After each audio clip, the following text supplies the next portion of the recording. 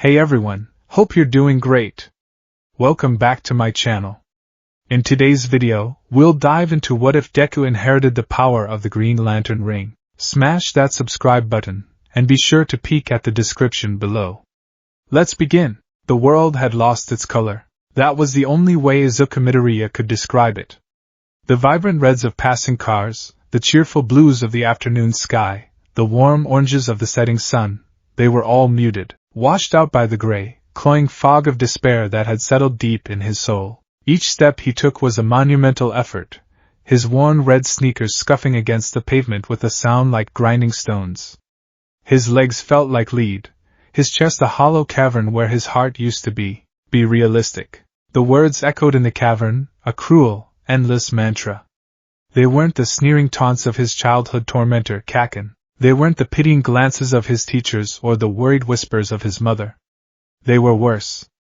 They were the words of his idol, his god, the symbol of peace himself. All Might. The scene played again behind his eyes for the 1000th time. The skeletal form, the steam rising from his body, the crushing finality in his voice. It's not bad to dream, but you also have to consider what's realistic. Izuku's hand tightened around the strap of his yellow backpack, his knuckles white. Inside, the Hero Analysis for the Future, Volume 13 notebook lay limp and damp, its pages warped by sewer sludge, and its cover blackened by an explosion. A fitting tombstone for a dead dream.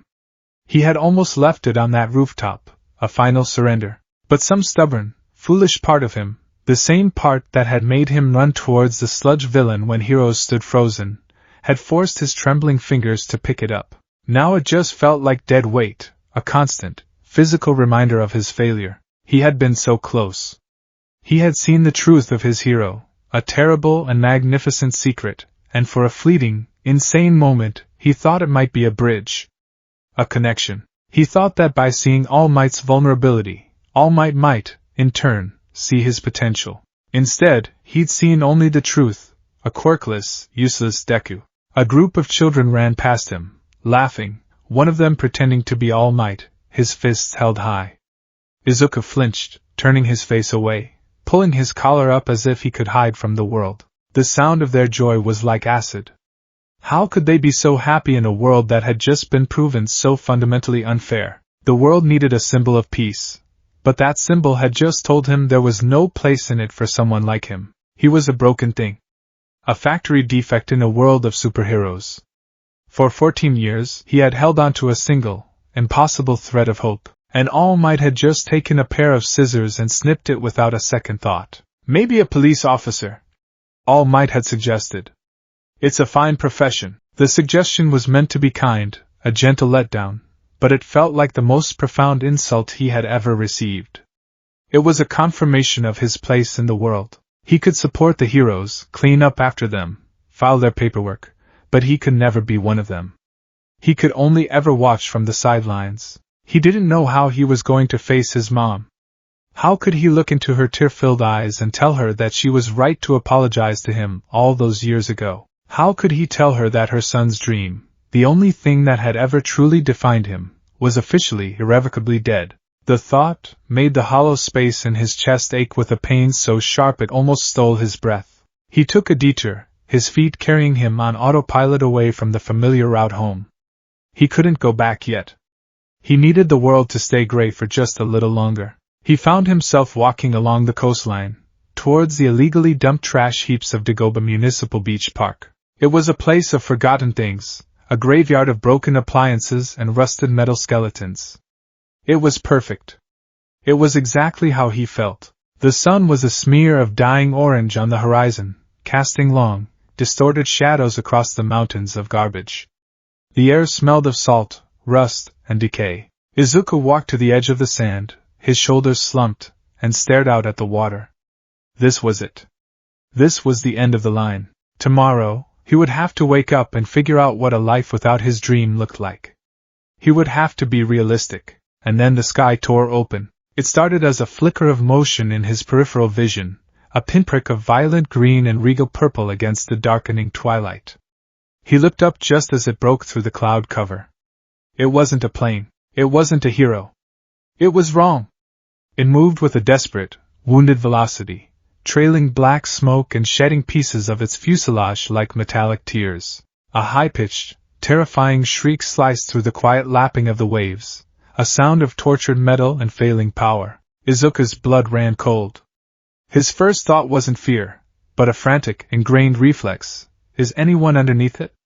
Will it hit a building? It banked sharply, impossibly, as if the pilot was trying to steer it away from the residential areas.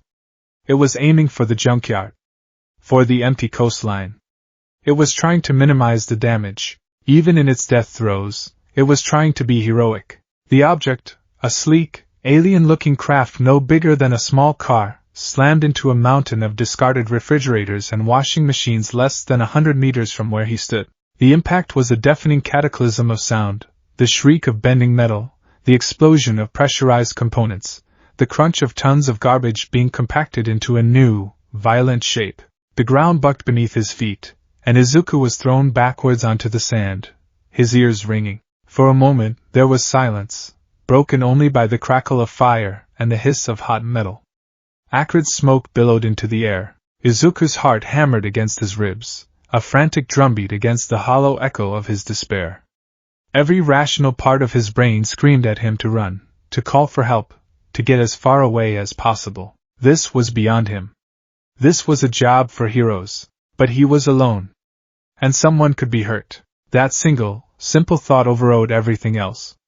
It was the core of his being, the one piece of him that All Might's words hadn't managed to kill. He couldn't be a pro-hero, but he couldn't stand by and do nothing while someone might be dying. He scrambled to his feet, his legs shaking, and ran.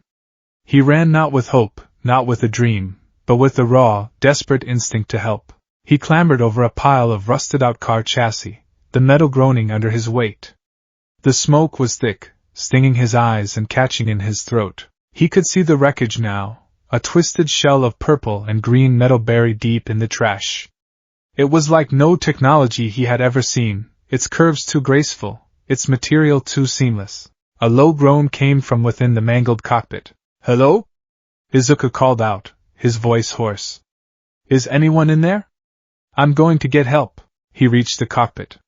The front canopy was shattered, revealing a scene of utter devastation. Wires sparked, and a strange, viscous fluid dripped from a ruptured console. Slumped in the pilot's seat was a figure, humanoid but distinctly not human. Its skin was a deep, magenta hue, its ears elegantly pointed. It wore a uniform, black in the center and green on the shoulders and sides, with a strange circular symbol on its chest, a circle with two horizontal lines. The uniform was torn, and the being's side was pierced by a shard of its own console, the wound glowing with a sickly, fading light. It was dying. Izuku froze, his mind struggling to process the impossible sight. An alien. A real, dying alien was crashed on a beach in Japan. The alien's head lolled to the side, and its dark, intelligent eyes focused on him. Its lips, cracked and blue, parted. A voice, weak and raspy, spoke in a language that was a series of melodic clicks and soft whistles. But Izuku understood it. The words didn't enter his ears. They formed directly in his mind, a strange and intimate form of communication. The ring. The alien rasped, its gaze fixed on Izuku with an unnerving intensity. It feels your will, a light, in the deepest dark. Its left hand, now limp, lay on its lap. Its right hand was held over its chest, and on its middle finger was a ring. It was a simple, elegant thing, crafted from a green material that seemed to drink in the ambient light.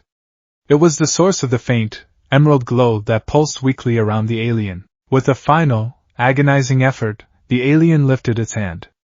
The core must not fall. The sector must not go dark. The ring must choose. As the last word left its mind, the alien's head fell back, its eyes staring, lifeless, at the roof of the ruined cockpit. The faint green aura around its body flickered and died. A profound, galactic silence filled the space. Izuku stood trembling, his hand over his mouth, a silent witness to the last moments of a being from another world. And then, the ring began to glow. The light grew from a soft pulse to a brilliant, emerald flare. It lifted from the alien's finger, detaching itself as if it had a mind of its own. It hovered in the air for a moment, the light it cast making the smoke-filled cockpit look like a sacred, otherworldly grotto. It turned, slowly, deliberately, and floated towards Izuku. He stumbled back, his heel catching on a piece of debris. He fell into a sitting position, his mind screaming. What was happening? What was this thing? The ring advanced, stopping directly in front of his face. It pulsed with a steady, rhythmic beat like a heart. He felt a strange sensation, as if the light were passing through him, scanning him, reading him. It felt his 14 years of relentless bullying, his unshakable admiration for heroes, the pure, selfless courage that had made him charge a monster to save the boy who tormented him. It felt the crushing weight of All Might's rejection, the vast, terrifying abyss of his despair. And in that abyss, it found a spark. It wasn't a roaring fire of confidence, or a blazing sun of power. It was a tiny, stubborn, flickering ember of will. The will to try, even when told it was pointless. The will to save someone, even when he had nothing to save them with. The will that, even at its absolute lowest point, had driven him to run towards a crash site instead of away from it. It was the will to overcome the great fear of his own inadequacy. A voice, ancient and powerful, echoed not in the cockpit, but in the very center of his being. It was a chorus and a single voice, a declaration and a question all at once. Izuku Midoriya of Earth. You have the ability to overcome great fear. The ring drifted closer, its light intensifying, bathing him in a warm, empowering glow. It stopped just before his right hand, which he had thrown up defensively. Welcome to the Green Lantern Corps. Before he could react, before he could even fully process the words, the ring slid onto the middle finger of his right hand. It resized itself instantly, a perfect, seamless fit. For a heartbeat, nothing happened. Then, a universe of information exploded in his mind. He saw stars being born in swirling, green nebulas. He saw a planet at the center of the universe, Oe, with a citadel of impossible scale. He saw small, blue-skinned beings of immense power, the guardians of the universe. He saw thousands upon thousands of aliens, each wearing a ring like his, patrolling the cosmos. He heard the oath, in brightest day, in blackest night, and felt the weight of its meaning. He learned the ring was a weapon, a translator, a computer, a life support system, powered by the most potent force in existence, willpower. It was too much. The flood of raw data was overwhelming. He cried out, clutching his head as his vision swam with star charts and alien faces. The ring on his finger pulsed, a steadying presence, and the torrent of information slowed to a trickle, settling into a dormant database in the back of his mind. He was left kneeling in the wreckage, panting, his body trembling with a mixture of terror and awe.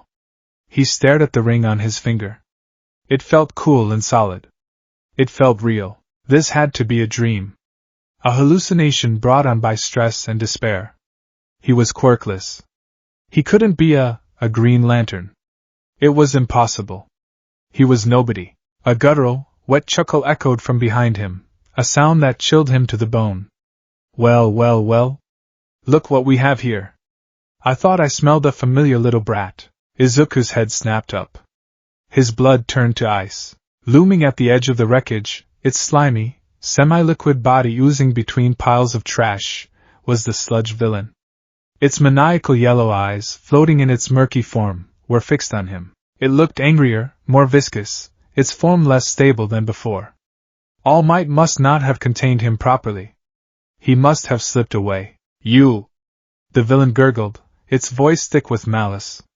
You're the one who got in my way. And you, it gestured with a slimy tendril towards a figure cowering behind a pile of tires, you'll do just fine as a new meat shield. Izuku's eyes widened in horror. It was a salaryman, briefcase still clutched in his hand, who must have been taking a shortcut home along the beach. His face was a mask of pure terror. The villain lunged, its body stretching and morphing, a tidal wave of putrid sludge intent on engulfing the man. There was no time. No time to think. No time for heroes to arrive. Fear, cold and absolute, seized Izuku. His body locked up. Run! His brain screamed. You can't do anything. You're quirkless. You're useless. But then he saw the man's eyes. The same hopeless terror he'd seen in Kaken's eyes. The same terror he'd felt on the rooftop. and something inside him broke.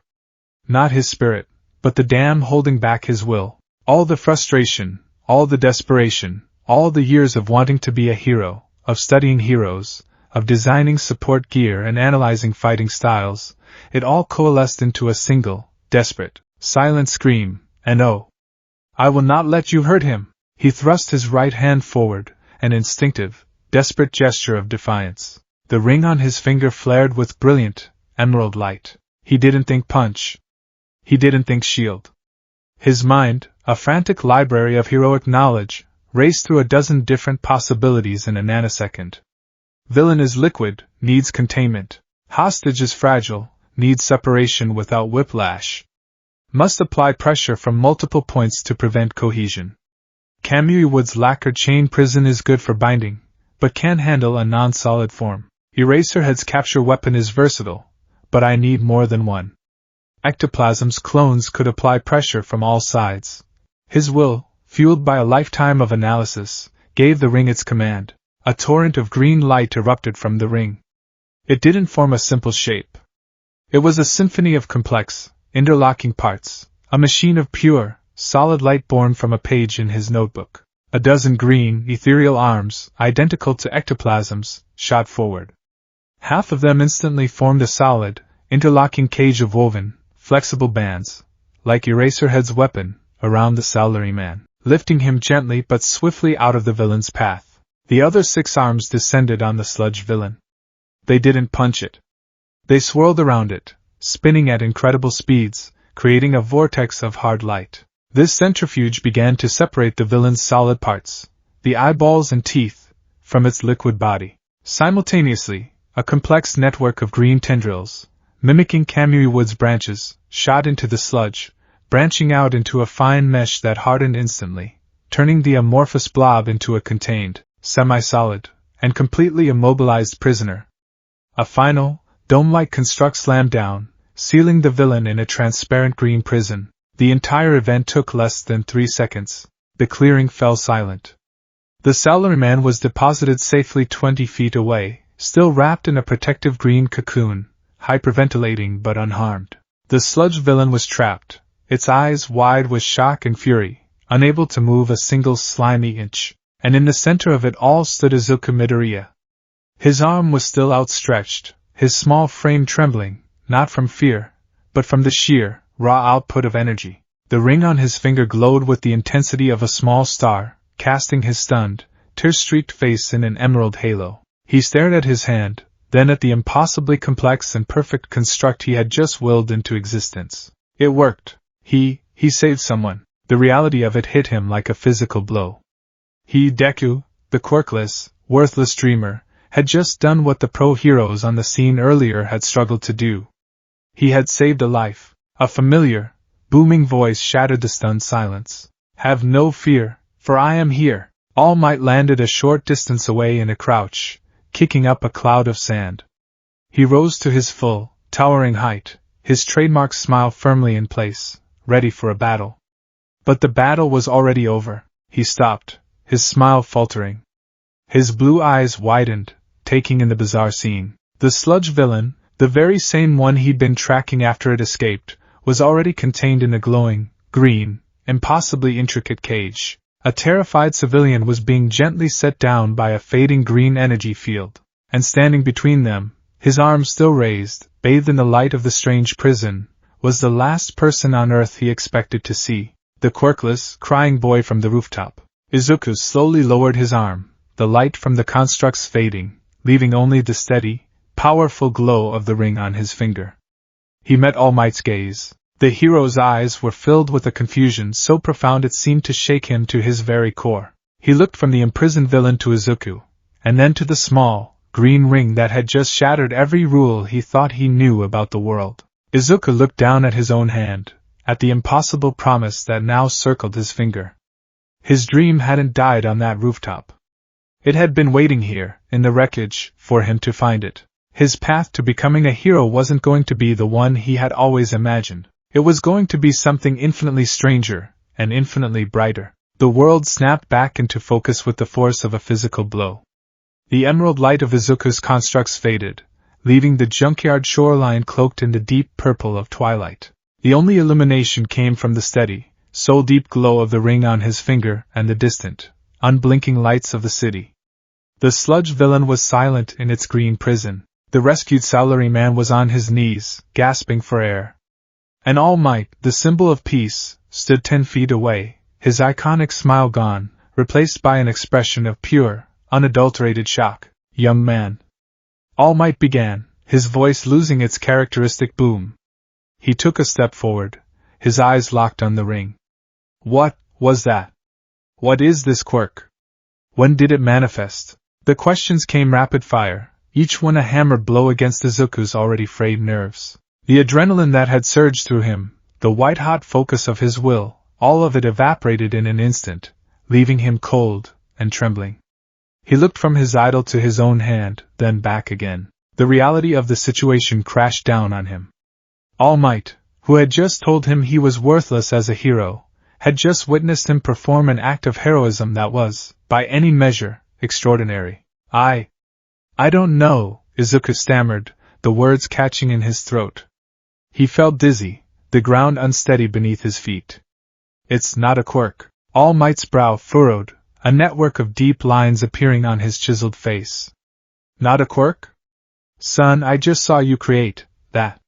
He gestured towards the intricate cage holding the villain. "That is a power beyond most pro-heroes, let alone a student. You must have been a late bloomer. It's rare, but it happens." He was trying to rationalize it, to fit this impossible event into the neat, understandable box of quirks and genetics. But Izuku knew it wasn't true. The ring pulsed on his finger, a warm, silent reminder of the dying alien and the chorus of voices in his head. "No," Izuku said, shaking his head, tears welling in his eyes again, this time from sheer emotional overload. "It's not mine. It just happened. Right here.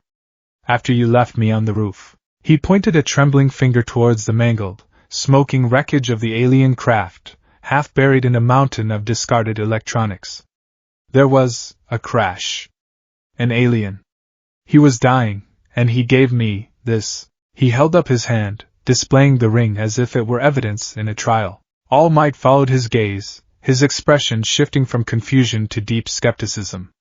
He looked at the wreckage, then back at Izuku. For a moment, Izuku saw a flash of pity in the hero's eyes, and his heart sank.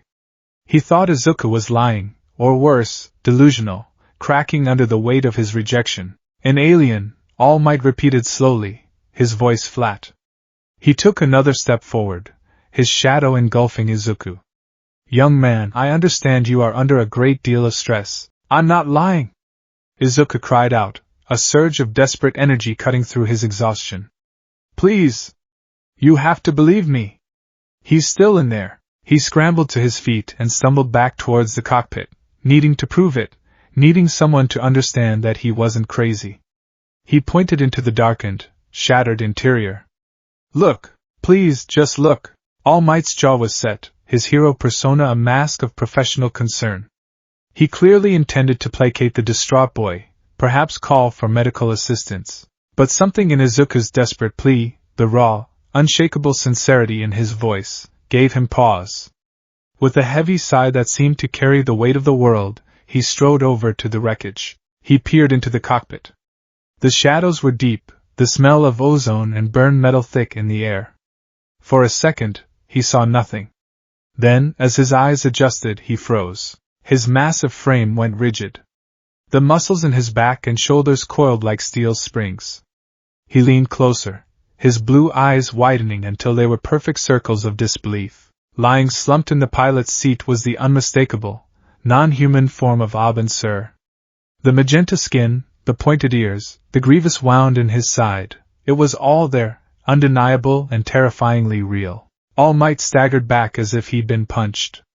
A thick cloud of steam erupted from his body, hissing into the cool night air.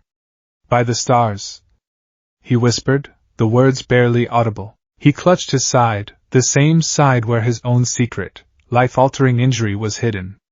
He looked from the dead alien to the impossible technology of the cockpit, and then his gaze fell back to Izuku. The boy stood there, small and insignificant against the backdrop of this cosmic tragedy, holding a piece of it on his finger. The confrontation drained out of All Might, replaced by a wave of shock so profound it seemed to destabilize his very form.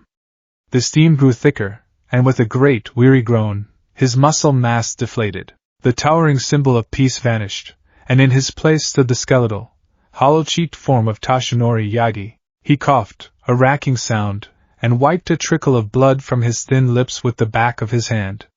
He stared at Izuku, his sharp, intelligent eyes holding a new, dizzying understanding. "You were telling the truth," Toshinori said, his voice a gravelly whisper. "Every word of it." Izuku could only nod, his throat too tight to speak. Toshinori walked over to him, his steps slow and measured. He looked down at the ring, his gaze filled with a kind of awe Izuku had never seen before. "On the roof," he began, his voice heavy with regret, "I told you to be realistic.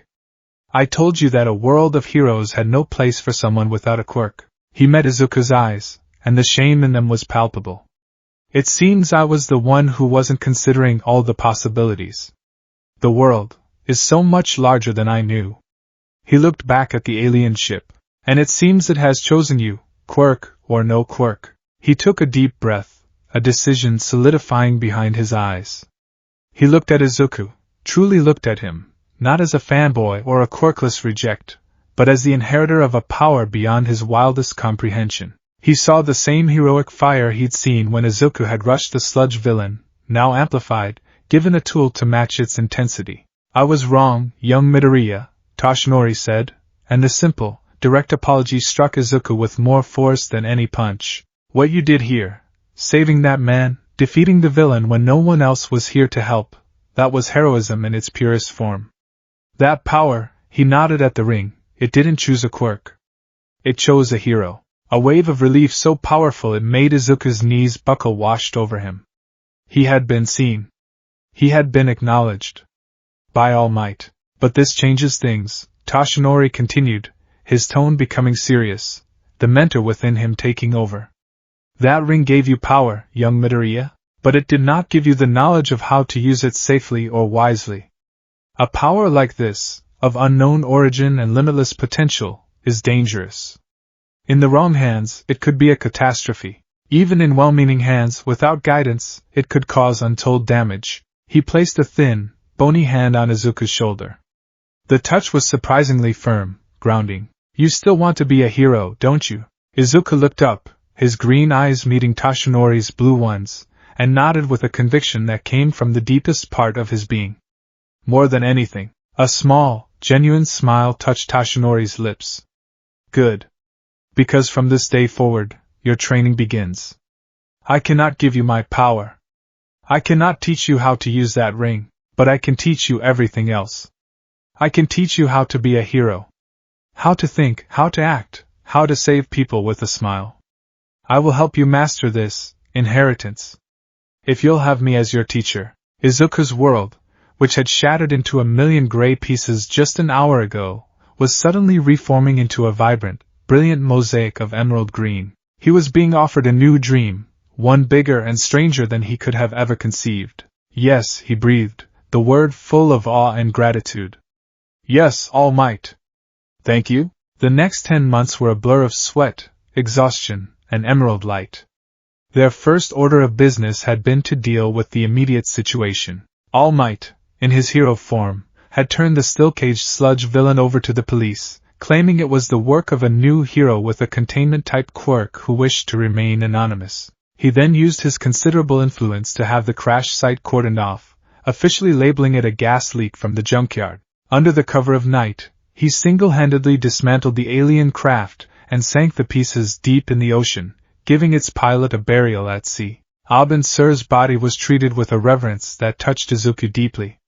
It was a secret born of cosmic tragedy, a bond forged between the world's greatest hero and a quirkless boy. Their training ground was Dagoba Municipal Beach.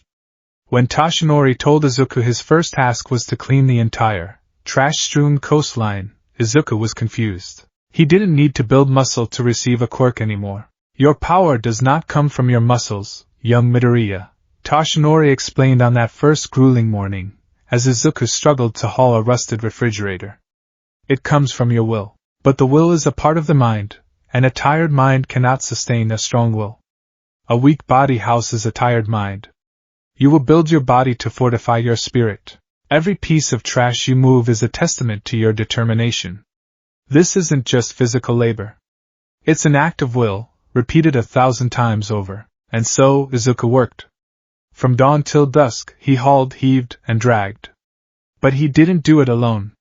The ring on his finger was a constant companion. At first, he tried to use it to help, to lift the heaviest objects with constructs. The results were disastrous. Focus! Toshinori would bark, as a green, wobbly crane Izuku had created flickered and dropped a washing machine with a deafening clang. The ring itself seemed to offer its own stereo feedback, a voice in his head that was both guide and critic. Energy output unstable. Construct integrity compromised. User emotional state, frustrated. Focus requires refinement. His first constructs were pathetic.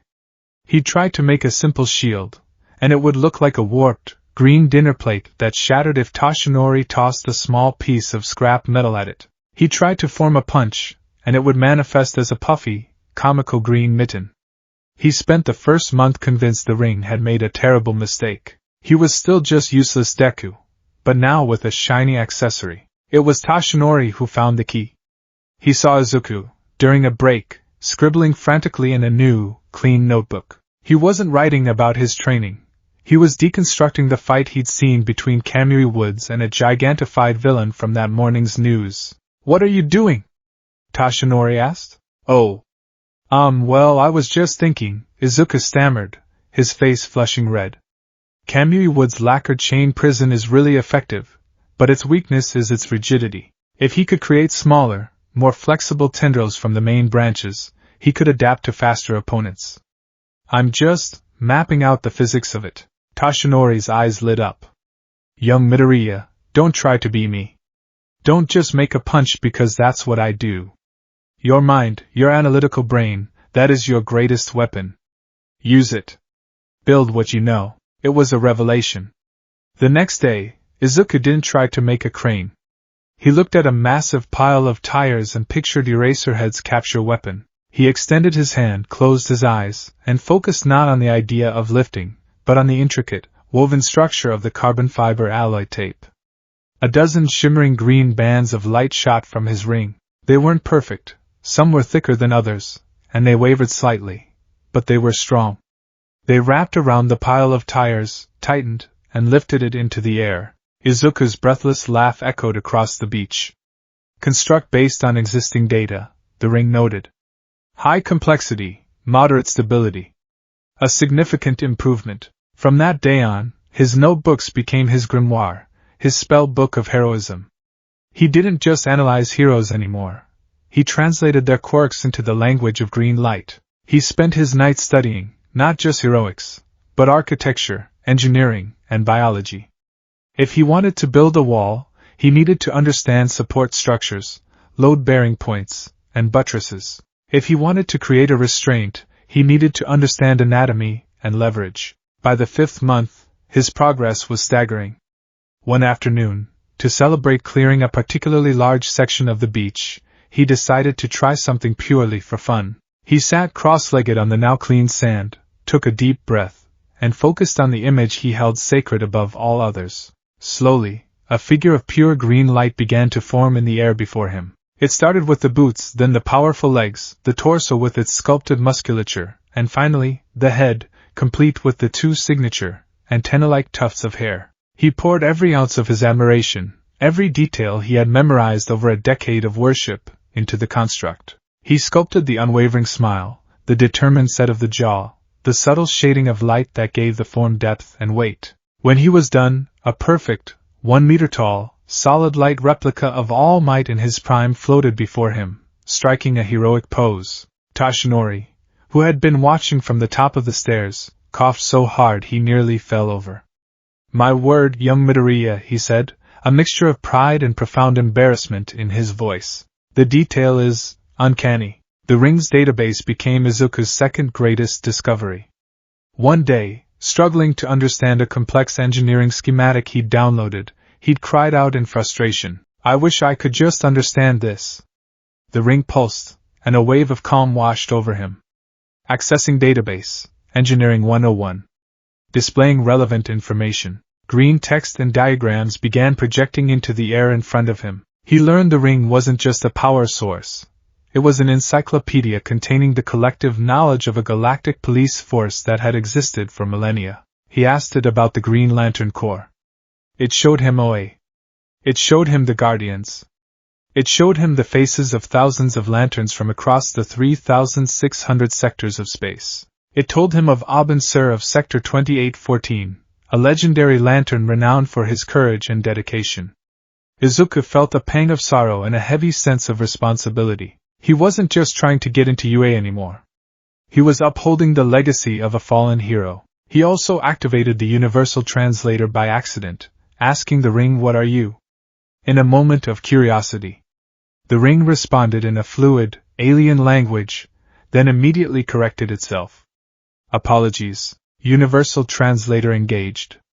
"I am a Green Lantern power ring, a tool and weapon powered by the user's willpower." The realization that he could now understand any language in the universe was so staggering that he sat in stunned silence for a full hour. As his mind sharpened, so too did his body. The 10 months of relentless physical labor had stripped away his baby fat, replacing it with lean, hard muscle. He was still shorter than most of his peers, but he moved with a newfound purpose. He was no longer the hunched, timid boy who tried to make himself invisible. He stood taller, his shoulders back, his eyes clear and focused. Toshinori also taught him the art of heroism itself. They would run simulations. "A building is collapsing," Toshinori would shout. 3 civilians on the 5th floor, 1 in the basement. "The structure is unstable. Go!" Izuku wouldn't just smash his way in. He would create external support beams to stabilize the building, a protective cage to lower the civilians from the window, and a drilling construct to reach the basement, all while maintaining a shield above his own head to block falling debris. His solutions were elegant, efficient, and always prioritized safety over destruction. On the final day of the 10 months, Izuku stood atop the last remaining mountain of trash. The sun was rising, casting the sky in hues of pink and gold.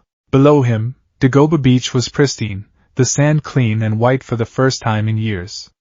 He had done it. Toshinori was waiting for him at the bottom, holding a neatly folded bundle of dark fabric. He was in his skeletal form, a proud, fatherly smile on his face. "You did it, my boy," he said, his voice thick with emotion. "You moved mountains. You turned this symbol of neglect into a symbol of your own unbreakable will." He handed the bundle to Izuku. It was the UA school uniform. "The exam is tomorrow," Toshinori said. "The world thinks of power in terms of quirks. They are not ready for the truth of what you are. Not yet. When they ask for your quirk's name on the registration, you will call it hard light. It's simple, descriptive, and doesn't invite too many questions." Izuku took the uniform, his fingers tracing the UA emblem. It felt heavier than any refrigerator he had ever lifted. I'm nervous," Izuku admitted, his voice barely a whisper. "What if I'm not good enough? What if I fail?" Toshinori placed his hand on Izuku's shoulder. "Failing the exam is not the worst thing that can happen. The worst thing is to fail to try. You have trained your body. You have honed your mind. You have a power fueled by the very best part of you, your heroic spirit. Tomorrow, you will not be showing them a quirk. You will be showing them your will." He looked Izuku square in the eye, his gaze unwavering. "Go and show them what a true hero looks like, young Midoriya. Show them the power of a promise kept in the wreckage." Izuku clutched the uniform to his chest, the cool metal of the ring a comforting weight on his finger. He looked out at the sunrise, at the clean beach, at the path he had forged for himself with nothing but grit and determination. He wasn't the successor to All Might's quirk. He was the inheritor of a different kind of power, a different kind of legacy. And tomorrow, his journey would truly begin. The morning of the UA entrance exam was unlike any Izuku had ever experienced. For 14 years, this day had been a distant, shimmering mirage, a sacred event he could only ever dream of attending. Now, it was a solid, terrifying reality. Yet, the familiar, gut-wrenching anxiety that had been his constant companion for most of his life was muted. It was still there, a low hum beneath the surface, but it was overshadowed by a new, foreign sensation, a quiet, unshakable sense of purpose. He fastened the last button on his middle school uniform, his movements precise and deliberate. His reflection stared back at him from the mirror, the same unruly mop of green-black hair, the same constellation of freckles across his cheeks. But his eyes were different. They were no longer the wide, desperate pools of a boy begging the world for a chance. They were focused, clear, and held a depth that hadn't been there 10 months ago. On the middle finger of his right hand, the green lantern ring was a cool, solid weight. It didn't glow, not unless he willed it to, but he could feel it. It was a subtle, constant pressure, a physical reminder of the promise he'd made and the power he now wielded. It was a second pulse, beating in time with his own, a rhythm of pure willpower. "Izuku, are you ready?" His mother called from the kitchen, her voice tight with a mixture of hope and worry. "Coming," he called back. He grabbed his yellow backpack, a new one, the old, sludge-stained relic having been ceremoniously retired, and headed out. His mother fussed over him at the door, straightening a collar that was already perfectly straight, her eyes misty. "Do your best, Izuku," she whispered, her voice trembling. Just do your best. In the past, he would have absorbed her anxiety, letting it magnify his own. He would have given her a watery, unconvincing smile and walked away feeling the weight of her fears on his shoulders. Today, he met her gaze and gave her a small, genuine smile. "I will, Mom," he said, his voice steady. "I promise." The confidence in his tone seemed to surprise her, and a real smile broke through her worry. He walked out the door, not as a lamb to the slaughter, but as a candidate with a fighting chance. The walk to the UA campus was a pilgrimage. The school was a monument of gleaming glass and steel, the iconic H-shaped main building reaching for the sky like a modern-day Olympus. It was even more breathtaking in person. Throngs of teenagers from every middle school in the prefecture swarmed towards the massive gates, a buzzing hive of nervous energy and boisterous confidence. Izuku saw students with visible mutation quirks, a girl with elegant, insect-like antennae, a boy whose arms were made of solid rock, and felt a pang of his old inadequacy. But then he felt the ring, cool and patient on his finger, and the feeling passed. He didn't have what they had. He had something else entirely. He took a deep breath and stepped through the gates, a symbolic act that felt 10 months in the making. He was so focused on the moment, on the sheer weight of his arrival, that he didn't see the figure he had collided with until he was already stumbling back. "Watch where you're going, you damn nerd." The voice was a snarl of gravel and dynamite. Izuku's blood ran cold. He looked up into the furious, crimson eyes of Katsuki Bakugo. For a split second, time rewound. He was 4 years old again, powerless on the playground. He was 14, scorched and smoking after another casual assault in the classroom. His instincts screamed at him to apologize, to bow his head, to make himself small and disappear. He didn't. He straightened up, meeting Bakugo's glare. "Sorry, Kaken. I didn't see you." Bakugo's eyes narrowed, his hands tightening into fists at his sides, his palms already starting to smoke. The lack of a stutter, the absence of the terrified cower he expected, threw him off balance. He looked Izuku up and down, a sneer twisting his lips. "The hell are you even doing here, Deku?" He spat, his voice low and dangerous. "Did you finally get a clue and sign up for the General Studies course? Or are you here to get yourself killed so you don't have to do it yourself?" The casual cruelty of the words still stung, but they no longer had the power to shatter him. "I'm here for the Hero Course exam," Izuku said, his voice quiet but firm. "Just like you." Bakugo's sneer froze. He stared, his mind refusing to process the words. Then, a dark, incredulous rage began to build in his expression. It was the look of a man who had just seen a dog speak fluent calculus. "What did you say?" he growled. "You're quirkless. A pebble. You can't take the Hero Course exam. Did you lie on the application? You'll be blacklisted from every school in the country, you idiot." This was the moment Izuku and Toshinori had prepared for. The lie. It felt like ash in his mouth, but it was necessary. "I wasn't lying," Izuku said, choosing his words carefully. "It just manifested. Late." The world seemed to tilt on its axis for Bakugo.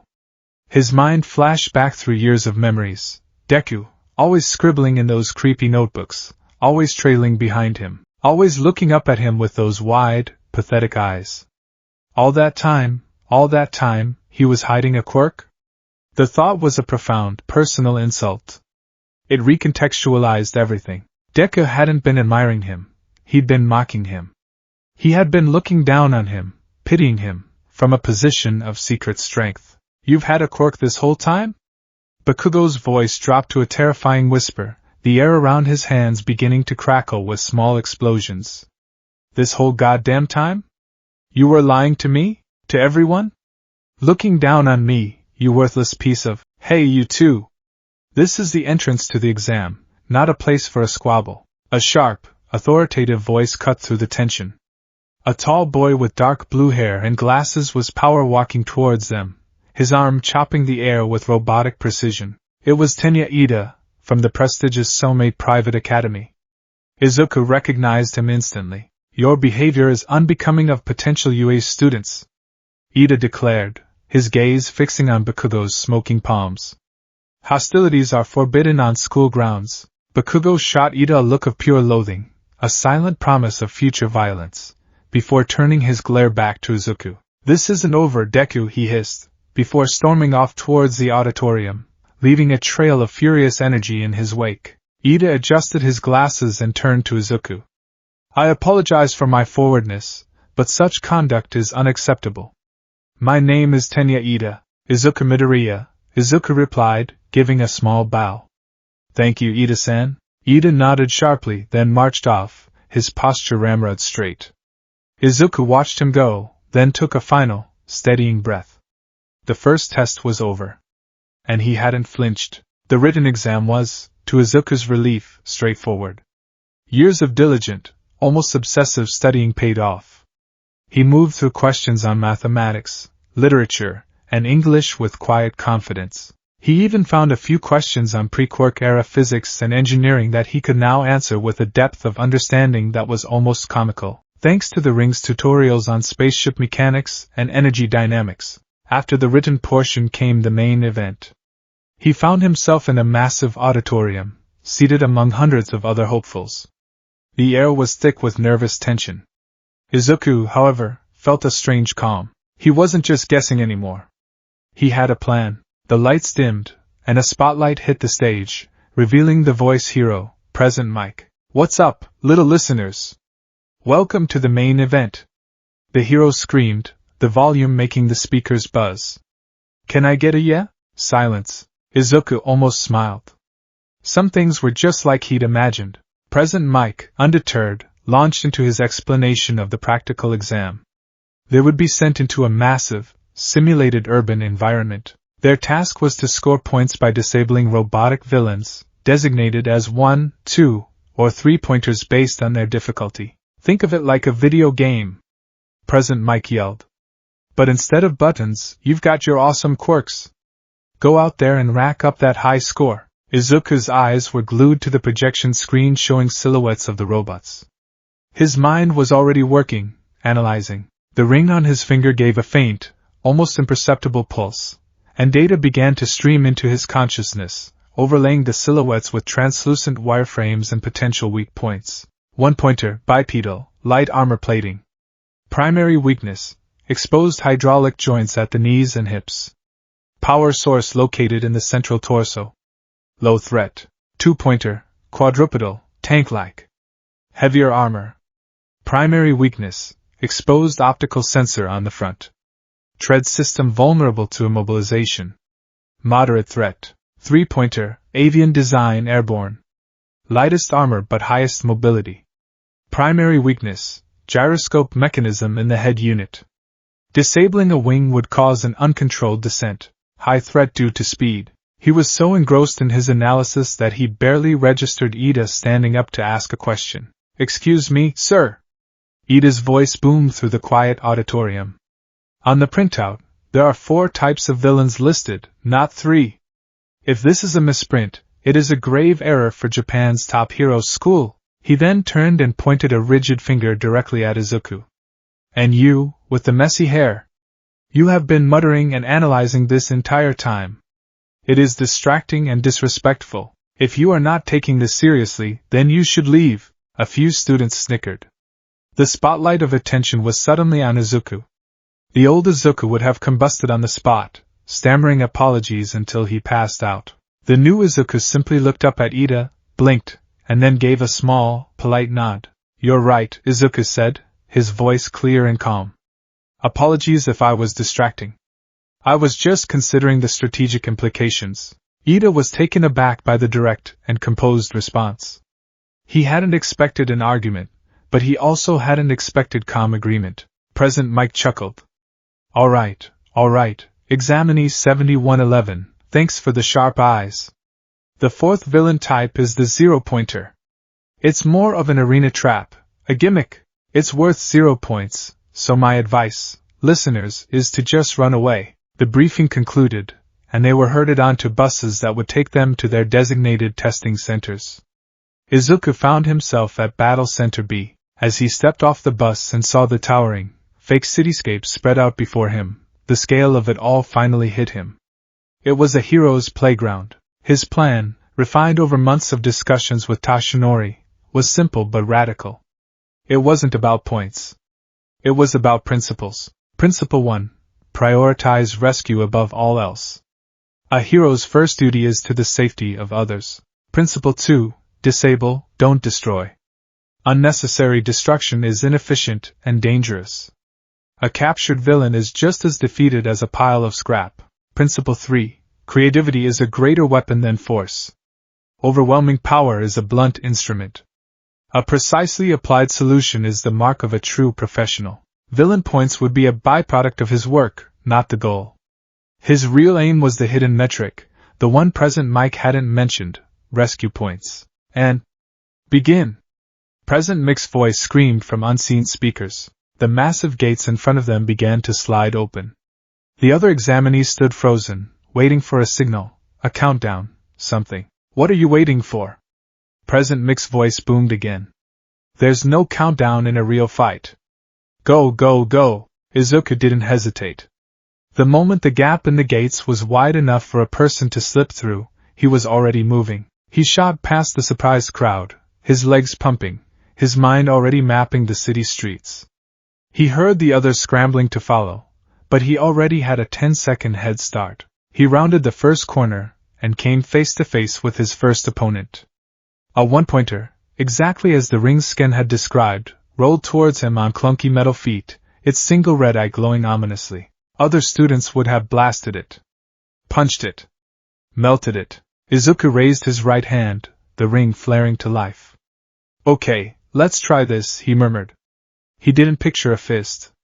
He pictured a machine. From the ring erupted a complex construct of shimmering green light, a massive, industrial clamp, complete with interlocking teeth, hydraulic pistons, and spinning gears, all rendered in perfect, translucent detail. The clamp shot forward, faster than the robot could react. It enveloped the one-pointer's torso, the light-based teeth sinking into the seams of its armor. With a mental command, Izuku triggered the pistons. The clamp constricted with a low hum, and with a sharp crack of protesting metal, the robot's chassis crumpled inward. Its red eye flickered and died. It was disabled, not obliterated, not blown to pieces, but cleanly and efficiently neutralized. Villain subdued. 1 point, the ring's voice noted in his head. He didn't pause to admire his work. He was already moving, his eyes scanning the rooftops and alleyways. The city erupted into chaos behind him. Explosions, shouts, the sounds of ice and lightning filled the air. Izuku ignored it, focusing on his own zone. He found a two-pointer menacing a smaller, faster student. Instead of engaging it directly, Izuku created a thick, sticky net of green energy, modeled after the quirk of the hero Uwabami, and launched it at the robot's treads. The robot became hopelessly entangled, its wheels spinning uselessly as the other student landed the finishing blow. He was a ghost, a support hero in an exam full of frontline brawlers. He disabled 3 more one-pointers and another two-pointer with a variety of constructs, a high-tensile wire that tripped one up, a precise drill that targeted a power conduit, and a cage of solid light that simply trapped another. He was racking up villain points, but not in the explosive, flashy way everyone else was. Then he heard a scream. He vaulted over a pile of rubble and saw a girl with short brown hair and round, rosy cheeks pinned down by a piece of a collapsing building facade. A massive chunk of concrete and steel was teetering above her, about to fall. It was the girl from the school gates, Achiko Uraraka. There was no hesitation. Principal 1. He sprinted towards her, his right arm extended. A simple shield wouldn't be enough, the impact would be too great. He needed to distribute the force. His mind raced through his notebooks, landing on a design for a geodesic dome. A massive, intricate dome of hexagonal green panels erupted from his ring. It wasn't just a wall, it was a marvel of structural engineering, shimmering and beautiful. It materialized directly over Uraraka an instant before the tons of rubble crashed down upon it. The impact was deafening, a tremendous boom that shook the street, but the dome held. The force of the impact rippled across its hexagonal plates, dispersing the energy perfectly. Not a single crack appeared. Izuku rushed to her side, maintaining the construct with one hand while using his free hand to try and lift the smaller piece of debris pinning her leg. "Are you okay?" he asked, his voice strained with concentration. Uraraka stared, wide-eyed, first at the massive, glowing green dome that had just saved her life, and then at the boy holding it in place. I think so, she stammered. "My leg is stuck." "Don't worry," he said. He created a smaller construct, a simple crowbar of light, and used it to effortlessly lever the debris off her ankle. "Can you stand?" She wobbled to her feet, testing her weight. "Yes. Thank you." "That was amazing. Your quirk is incredible. Just be careful," Izuku said, giving her a quick nod. The dome above them dematerialized as he reallocated his focus. There's still time left. He was about to dash off when he saw Tenya Ida speeding down the street, his engine-powered legs propelling him at an incredible velocity. He was taking down robots with powerful kicks, but his movements were entirely linear. A three-pointer swooped down from above, preparing to dive-bomb him. Ida was moving too fast in a straight line to evade in time. Principle 3. Izuku's ring flared. He didn't create a weapon. He created a tool. A massive, curved ramp of hard light materialized directly in Ida's path. Ida, having no time to stop, ran straight up it. The ramp launched him into the air, turning his forward momentum into a soaring arc that not only dodged the three-pointer's attack but also put him on a perfect intercept course. "Now!" Izuku yelled. Ida, though shocked, was a model student. He adapted instantly, twisting in midair and delivering a devastating recipro burst kick to the airborne robot's head, shattering its gyroscope. The robot spiraled out of the sky and crashed to the ground. Ida landed gracefully, his engines sputtering. He looked at the spot where the ramp had been, then back at Izuku with a look of dawning respect and confusion. Izuku just gave him a thumbs up and disappeared into another alleyway. He was a force multiplier. A guardian angel. A battlefield tactician. He wasn't just scoring points, he was helping others score points, saving them from danger, and controlling the flow of the entire battle in his sector. And then the ground began to shake. In a darkened room deep within UA's central tower, a bank of monitors displayed the chaos of the various testing centers. A group of pro-heroes, the faculty of UA, sat watching. "This year's crop looks promising," Midnight said, leaning forward in her chair. "Especially that explosive one in Sector A. Bakugo, is it? His raw power is off the charts." "Indeed," chimed in a skeletal man in a yellow suit. "His score is already approaching 60 villain points. A brute force approach, but an effective one." Aizawa, slumped in his chair and wrapped in his capture weapon, grunted. "Power isn't everything. He's got zero finesse. Zero rescue applications." His tired, bloodshot eyes drifted to another screen, the one focused on Battle Center B. On it, a small, green-haired boy was creating another impossible construct of light. This one, though. Midoriya. "Ah, yes! The hard light quirk," Principal Niza said, his cheerful voice a stark contrast to Aizawa's monotone. The diminutive, animal-like principal was perched on his chair, sipping tea, his black eyes gleaming with intelligence. "He's been quite the surprise." The monitors displayed Izuku's stats. Villain points, 45. It was a respectable score, easily enough to pass. But next to it was another, far more interesting number. Rescue points, 60. A record, Aizawa stated flatly. No one has ever broken 50 rescue points. He saved examinee 2233 from a building collapse and prevented examinee 7111 from a blind spot attack, all while consistently disabling villains non-destructively. His quirk is fascinating, Nizu chirped, his tail twitching.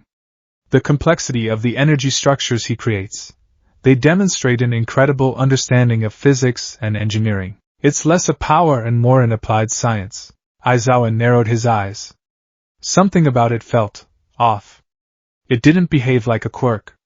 There was no biological tell, no physical strain Izuku seemed to be under, other than mental concentration. Let's see how it holds up, he muttered. He leaned forward, his eyes fixing on the monitor displaying Izuku. His black hair floated up around his head, and his eyes glowed a menacing, vibrant red. He activated his quirk, Erasure, directing its full force at the image of Izuku Midoriya. His power traveled through the cameras, locking onto the boy's DNA, ready to sever the connection to his quirk factor. Nothing happened. On the screen, Izuku continued to move, and the green glow on his hand didn't so much as flicker. Aizawa's eyes widened in shock. He blinked, deactivating his quirk, then activated it again, pushing it harder. Still nothing. It was like trying to erase a color from a photograph. The power wasn't coming from Midoriya's body. It wasn't biological. It wasn't a quirk. Well now, isn't that interesting? Nizu said, his grin widening until it was slightly unsettling. He had seen it too. It seems our young Mr. Midoriya is even more unique than we thought. Before Aizawa could process the implications of a power that his erasure couldn't touch, Nizu reached over and pressed a large, red button on the central console. And now, he said, his eyes gleaming with manic delight, let's see how he handles a true crisis. A low, grinding rumble shook the foundations of the fake city. A shadow fell over the street where Izuku was standing, so vast it blotted out the sun. The other examinees stopped fighting. The chaos of the exam was replaced by a sudden, unified wave of pure terror. From behind a skyscraper, the zero-pointer emerged. It was a monstrosity, a titan of dark green metal and glowing red sensors that towered over the tallest buildings in the cityscape. Every step it took was an earthquake, cracking the pavement and shattering windows. It was less a villain and more a force of nature, an insurmountable object of despair. That's the zero-pointer? A student stammered, his face pale. You've got to be kidding me. The collective decision was instantaneous and unspoken, run. A stampede of terrified teenagers turned and fled in the opposite direction, their desire for points utterly forgotten in the face of self-preservation. Izuku was about to follow them. Present Mix's advice had been clear, when he heard a small, pained cry from behind him. Ow! He turned. Lying on the ground, trapped under a pile of rubble shaken loose by the Titan's footsteps, was Uraraka. She was trying to pull her leg free, but she was stuck fast, directly in the path of the advancing robot. In that moment, the exam vanished. The points, the school, the other students, none of it mattered. All he saw was a person in danger. A person he could save. Principle 1. Everyone else was running away. Izuku ran towards the danger. He felt the familiar surge of adrenaline, but this time it was mixed with a cold, clear focus. His mind became a supercomputer, his will the power source. He looked at the zero-pointer not as a monster, but as a machine. A very large, very complex machine. And every machine has a weakness. The ring flared, and data flooded his senses. Scanning target. Massive scale automated combatant. Power source. Internal fission reactor located in upper torso. Primary structural vulnerabilities detected at major joint articulations, ankles, knees, hips, and shoulders. Central processor located in head unit. He couldn't smash it. A Detroit smash of light wouldn't be enough and would send shrapnel flying everywhere, endangering Uraraka even more. He had to dismantle it. Surgically. Okay, he whispered to himself, his mind locking onto a plan so audacious it bordered on insane. Let's get to work.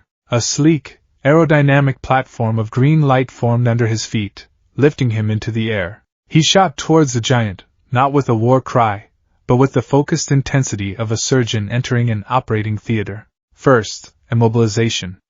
He flew down to the robot's ankle joint, a complex mechanism the size of a city bus.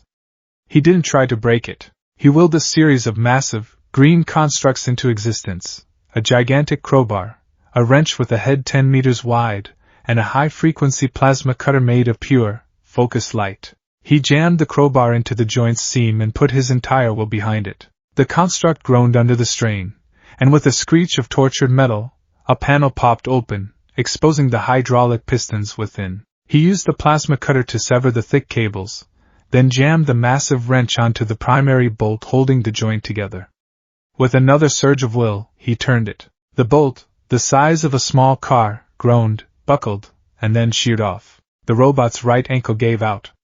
It stumbled, its massive weight shifting, and it dropped to one knee with a cataclysmic crash that sent shockwaves through the street. He didn't stop. He shot up to the hip joint on the same side, repeating the process with ruthless efficiency. The other examinees, who had stopped running to watch this spectacle in stunned silence, could only stare as the green-haired boy flew around the giant like a gnat, wielding tools of impossible scale. He wasn't fighting it, he was disassembling it. With the hip joint severed, the robot's entire right side was now useless.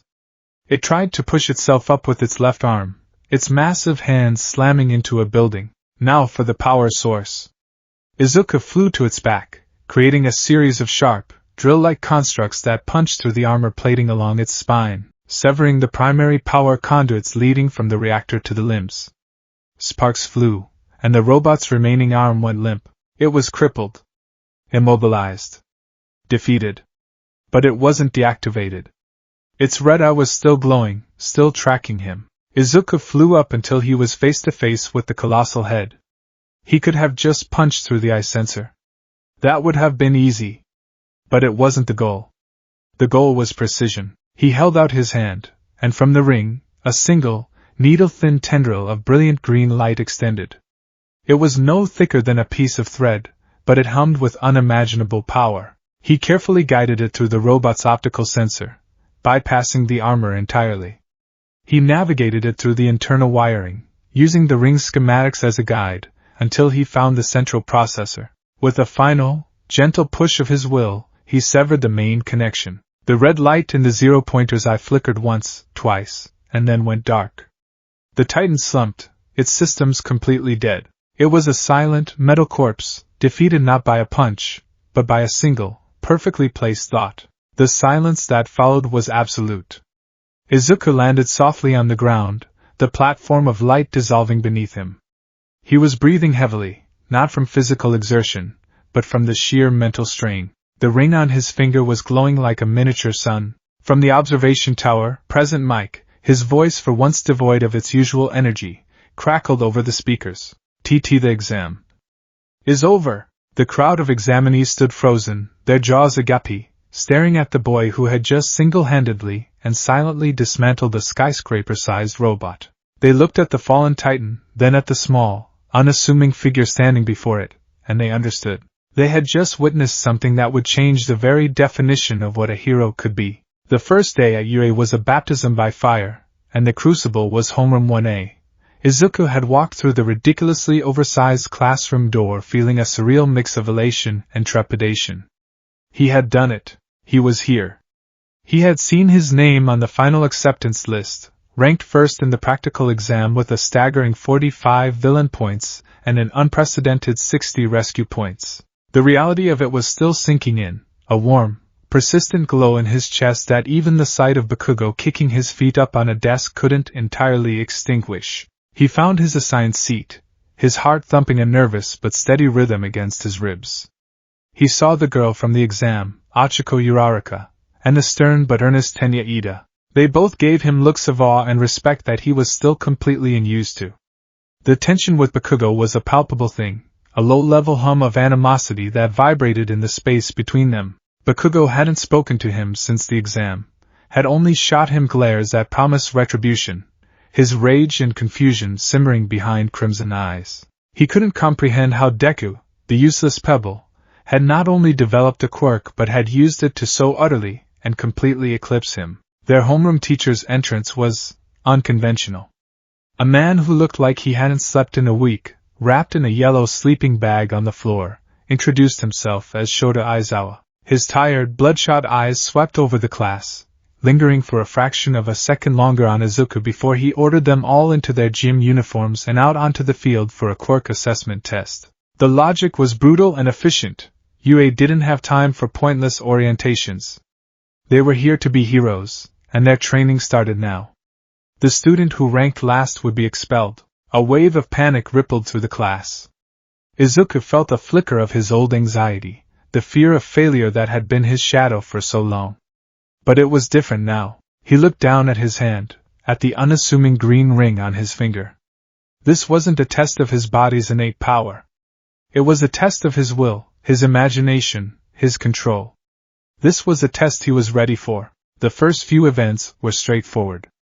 For the 50-meter dash, he created a simple, sleek platform of light under his feet, propelling him across the distance in 3.01 seconds, a blur of green. For the grip strength test, he formed a high-torque, hydraulic press construct around the device, shattering the school's record and the device itself. He completed the standing long jump by creating a springboard of light that launched him clear across the sandpit.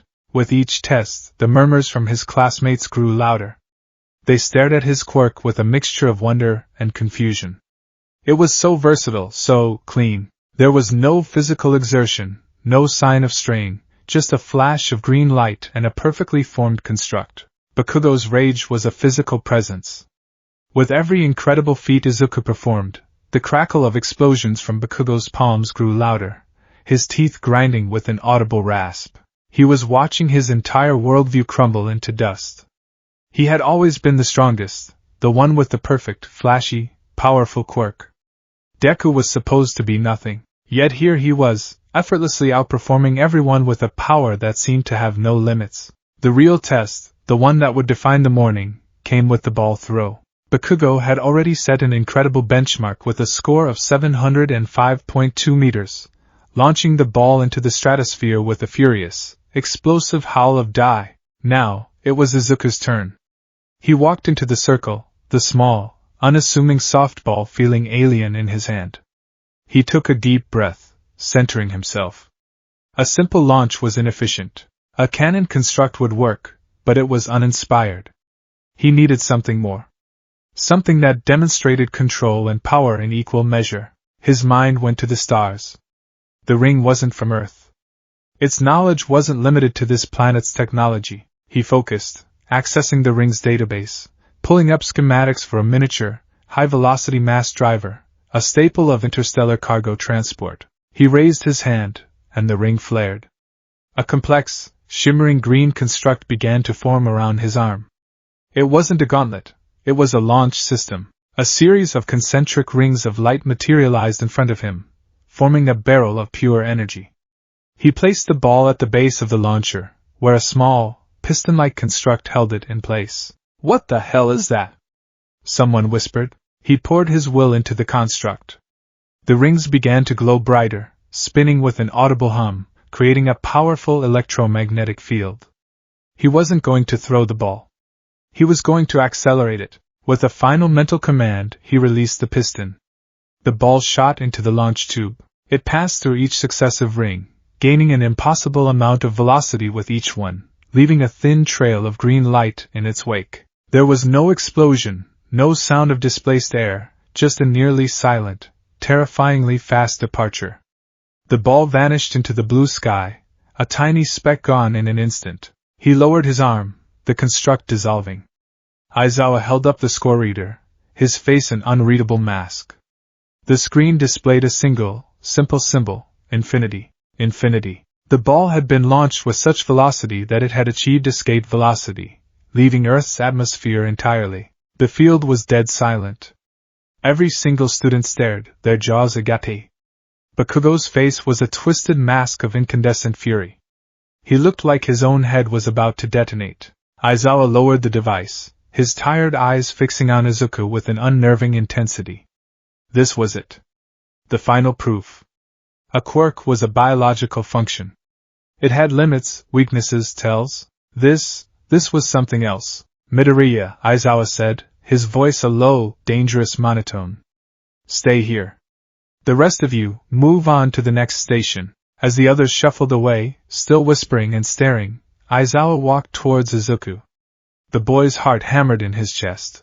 Aizawa's black hair began to float around his head, and his eyes glowed with a fierce, crimson light.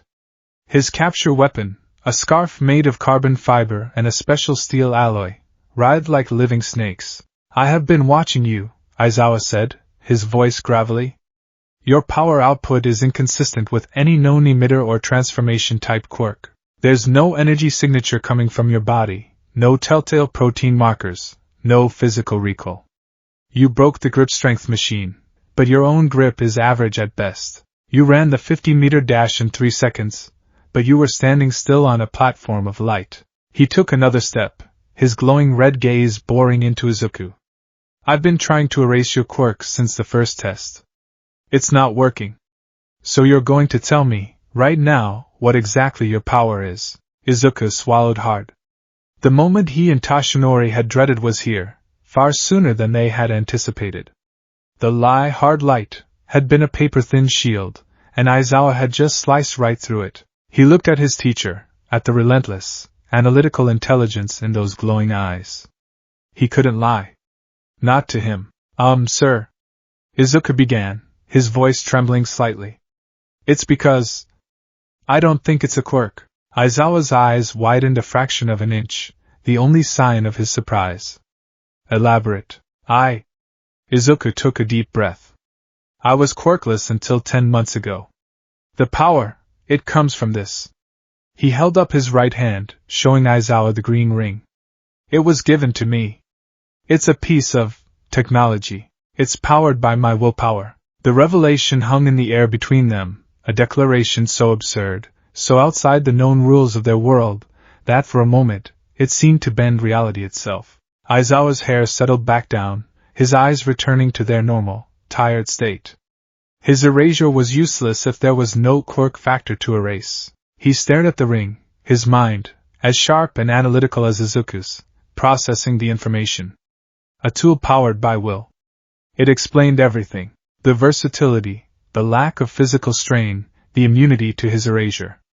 It also opened up a Pandora's box of terrifying new possibilities. Who gave it to you? Aizawa asked, his tone flat, betraying none of the shock he must have felt. I can't say, Izuku said, remembering Toshinori's strict instructions to keep the alien aspect a secret. I'm sorry. But it was a dying wish.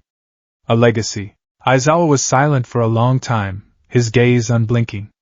Izuku felt like he was being dissected, his every motivation and secret laid bare. Finally, the teacher let out a long, weary sigh. So you entered my school, the top hero academy in the country, armed with an unknown piece of technology with limitless power, and neglected to mention it on your application. I didn't know what to write, Izuku confessed. It doesn't fit into any of the boxes. No, Aizawa agreed, a flicker of something that might have been grim amusement in his eyes. It certainly doesn't. He turned to walk away. This conversation isn't over, Midoriya. Not by a long shot. But for now you pass. Your potential is terrifying. Don't waste it. Izuku watched him go, his legs feeling like jelly.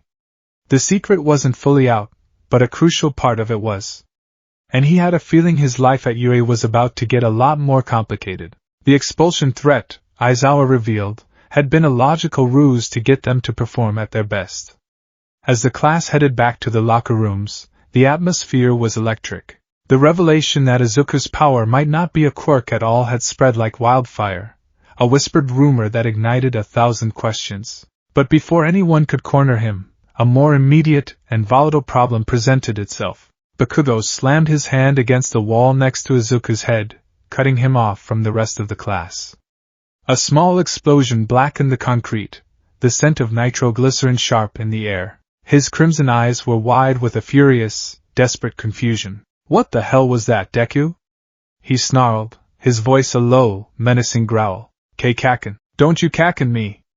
Bakugo roared, grabbing the front of Izuku's gym uniform.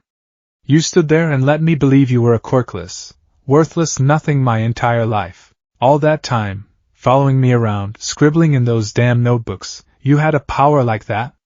Were you laughing at me? Pitying me?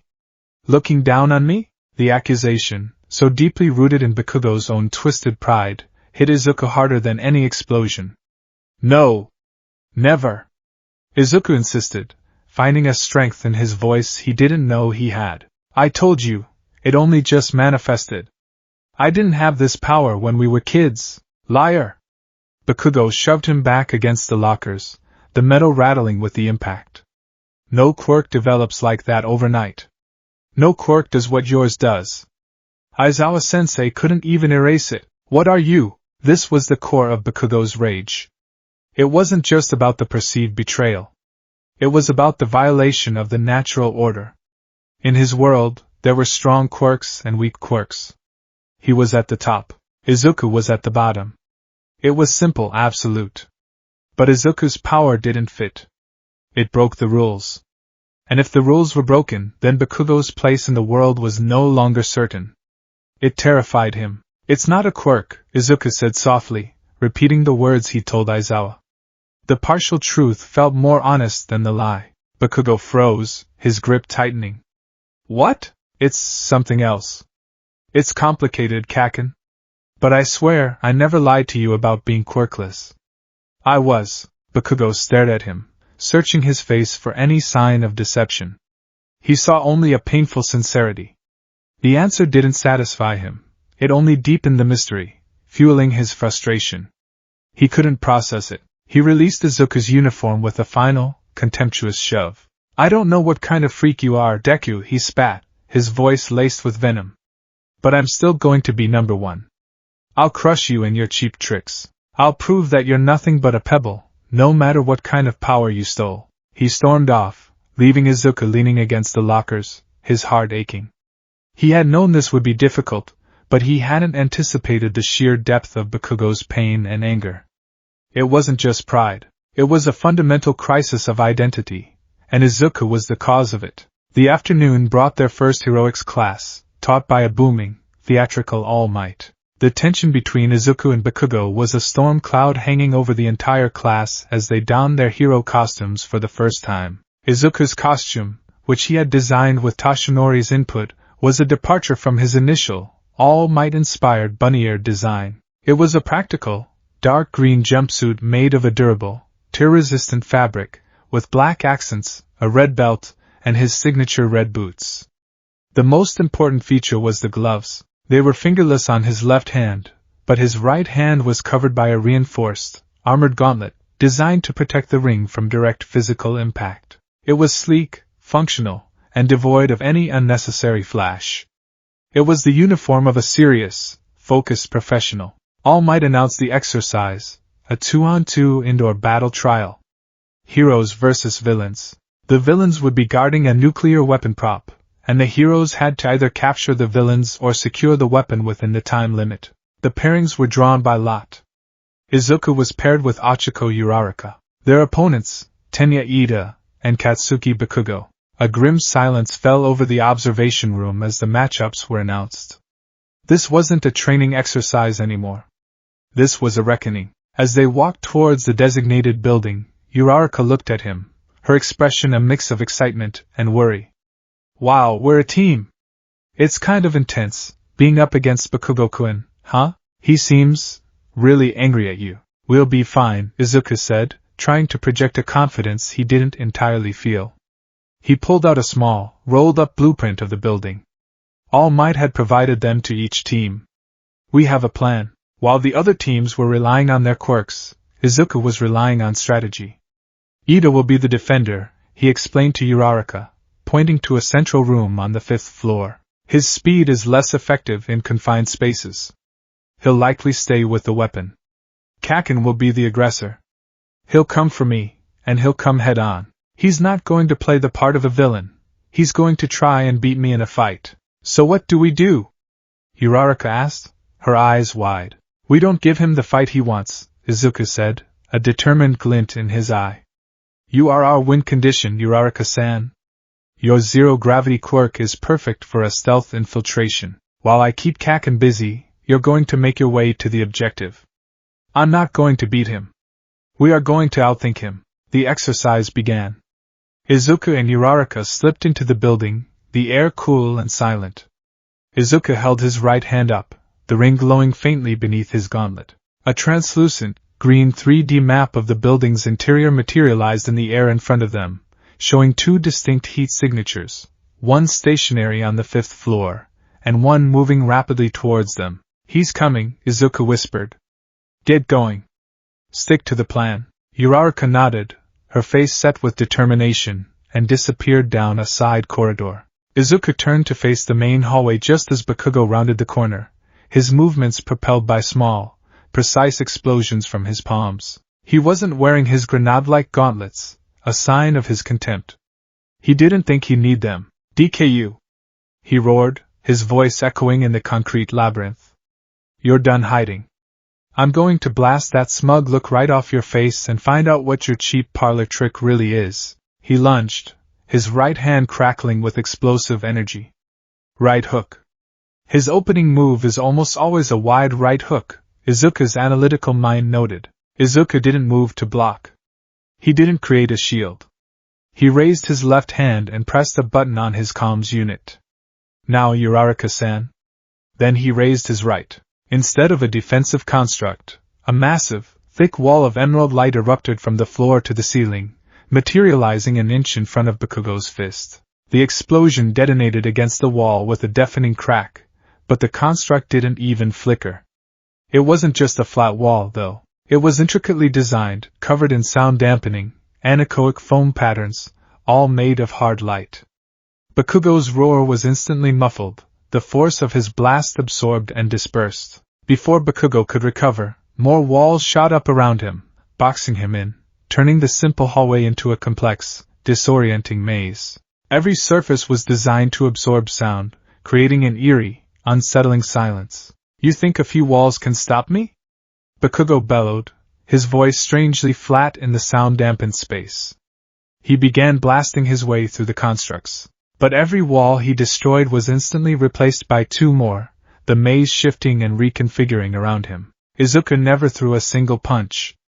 He was a phantom, always on the other side of a wall, his hand glowing as he conducted his architectural orchestra. He was controlling the battlefield, forcing Bakugo into a one-man war against geometry. In the observation room, the other students watched in stunned silence. Whoa, Midoriya isn't even fighting him, Kirishima said, his eyes wide. He's just playing with him. All Might watched, a grim expression on his face. He knew what Izuku was doing. He was refusing to engage on Bakugo's terms. He was proving that strategy could defeat raw power. It was a vital lesson, but a brutal one for young Bakugo to learn. While Bakugo was trapped in his emerald prison, Uraraka was making her way up the building. She used her quirk to make herself weightless, floating silently up stairwells and through corridors. She reached the 5th floor, the location of the bomb room, completely undetected. Ida was inside, diligently playing the part of a villain, muttering to himself about his evil plans. Uraraka pressed her calms. I'm in position, Deku-kun. Okay, Izuku's voice replied, slightly strained from the concentration. He's starting to get predictable. He's just blasting in a straight line now. I'm going to end it. Create your distraction. Inside the maze, Bakugo was seething. This was the ultimate humiliation. Deku wasn't even gracing him with a fight. He let out a final, furious roar and unleashed his biggest explosion yet, a massive howitzer impact that vaporized an entire section of the maze. He blasted through the smoke, and finally, there was Deku, standing at the end of the hall. No more walls. No more tricks. That's it, you coward! Bakugo screamed, propelling himself forward for the finishing blow. But Izuku just smiled. You're too slow, Kaken. From the floor above, a massive crash echoed through the building. Uraraka had used her quirk on a huge chunk of debris and sent it crashing down the hallway near the bomb room. Ida, startled by the noise, sped out of the room to investigate the intruder. It was the opening she needed. She floated into the now empty room and touched the weapon prop. I've secured the weapon! She shouted. The hero team. Why-ins! All Might's voice boomed over the intercom. Bakugo froze in midair, his fist inches from Izuku's face. His mind short-circuited. He hadn't lost. That was impossible. He hadn't even gotten to fight. He looked at Deku, who wasn't even looking at him, but at the ceiling, a small, proud smile on his face for his teammate's success. The realization hit Bakugo with the force of a physical blow. He hadn't been the opponent. He had been the distraction. His entire body began to tremble, not with rage, but with a horrifying, soul-crushing humiliation. He had been so utterly and completely outplayed. Izuku lowered his gaze to meet his, and for the first time, Bakugo didn't see fear or admiration in those green eyes. He saw something far worse. He saw an equal. The battle was over. Izuku had won without landing a single blow. He had proven his point, but as he looked at the shattered expression on his childhood friend's face, he realized that the victory came at a terrible cost. He had broken more than just the rules of the exam. He had broken Katsuki Bakugo. And the fallout from that was a battle that was only just beginning. The bus ride to the unforeseen simulation joint, or USJ, was a cacophony of teenage energy. The aftershocks of the battle trial still lingered in the classroom dynamics of 1A, a subtle but significant realignment of the social strata. Izuku was no longer just the quiet, muttering boy. He was the quiet, muttering boy who had dismantled the zero-pointer and intellectually humiliated Katsuki Bakugo. He found himself the subject of curious, respectful glances instead of pitying or dismissive ones. I have to say, Midoriya, your power is amazing. Tsuyu Aji commented from the seat next to him, her blunt honesty a refreshing change of pace. But it's strange. It doesn't seem like a quirk. Is it some kind of advanced support gear?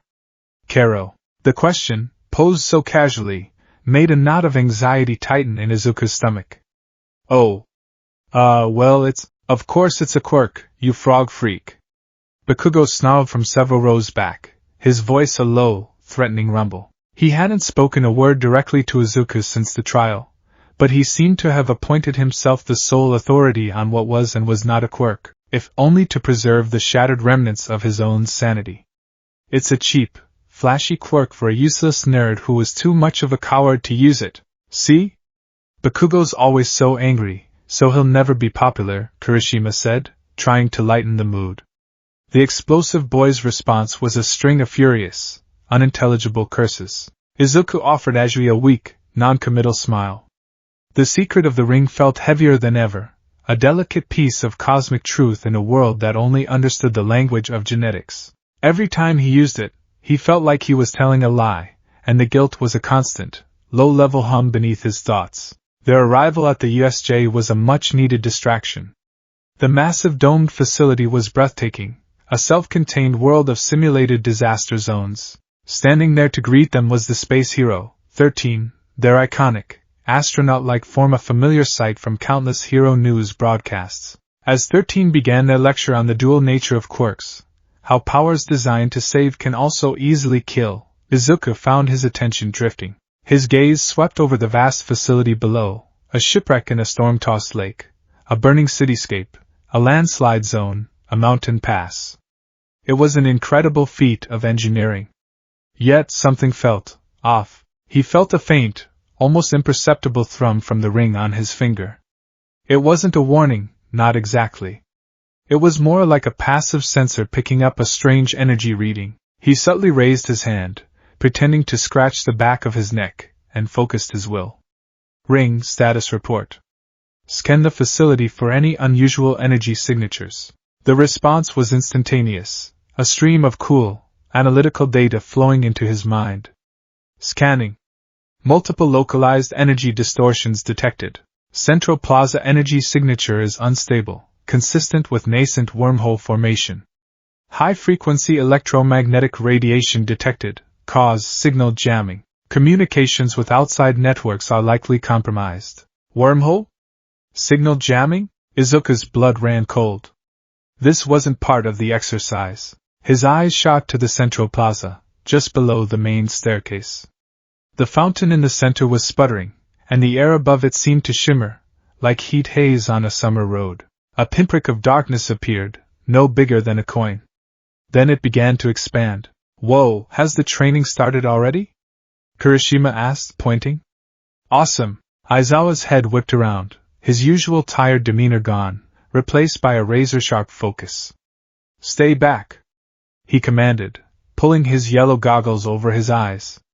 "That's not part of the drill." The black pinprick dilated with horrifying speed, swirling into a vortex of purple and black mist.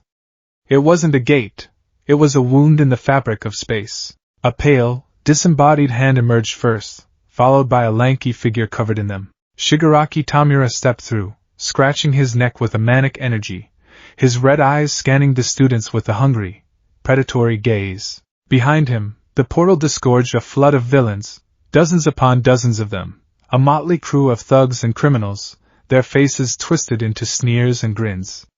And then came the beast. It was a mountain of dark purple muscle, its brain exposed, its eyes vacant and staring. Its beak-like mouth was fixed in a grotesque, silent grimace.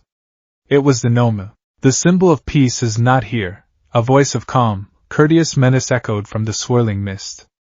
Kurojairi, the warped gate villain, solidified behind Shigaraki. According to the schedule we procured, he was supposed to be. A pity. But perhaps if we kill a few of his students, he will deign to make an appearance. This was real. This was a full-scale, organized villain attack. The other students were frozen, their faces pale with a mixture of terror and disbelief.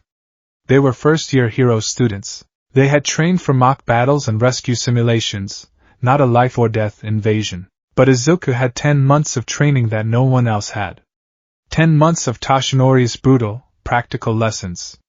10 months of wielding a power that was not a toy, but a tool of cosmic law enforcement. While his classmates were paralyzed by fear, his mind, honed by endless analysis, was already working, his will already reaching for the ring. 13. Protect the students. Kaminari, try to get a signal out. Aizawa shouted, his capture weapon already writhing around his shoulders. This is real. These are villains. Without a second thought, Aizawa launched himself down the stairs, a one-man army against a horde. He was a whirlwind of motion, erasing quirks and binding villains with his capture weapon, a testament to the fact that pure skill and experience could trump overwhelming power. Izuku watched him for a fraction of a second, his analytical brain absorbing the hero's flawless technique. But he knew Aizawa couldn't hold them all off forever. They needed a plan. They needed information. "Ring," he whispered, his voice low and urgent, full tactical scan. "I need numbers, locations, and any identifiable powers. Now." The ring on his finger flared with a brilliant, emerald light.